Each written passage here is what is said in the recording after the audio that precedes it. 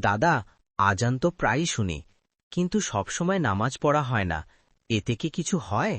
বাবা, তুমি যদি তোমার বাবার ডাক শুনে বারবার না যাও, একদিন কি তিনি কষ্ট পাবেন না?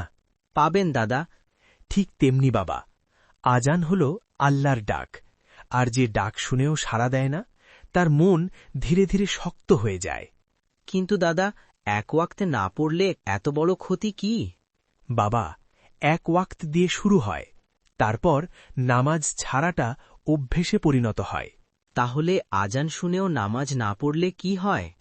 বরকত কমে যায়, মনে অশান্তি আসে, দোয়া কবুল হতে দেরি হয়, আর আল্লাহ থেকে দূরে চলে যাই। দাদা, আমি অনেক সময় বলি পরে পড়ব। এই পরে কথাটাই বাবা অনেক সময় নামাজ ছাড়ার অজুহাত হয়ে যায়। তাহলে দাদা, আমরা কি করা উচিত? আজান শুনলেই কাজ থামাবে, অজু করবে, আর আল্লাহর ডাকে সাড়া দেবে। ইনশাআল্লাহ দাদা, আজ থেকে চেষ্টা করব। মনে রাখবে বাবা, যে আজানের ডাকে সাড়া দেয়, আল্লাহ তার জীবনে শান্তি দেন। আজানের ডাক উপেক্ষা করলে নিজেরই ক্ষতি হয়।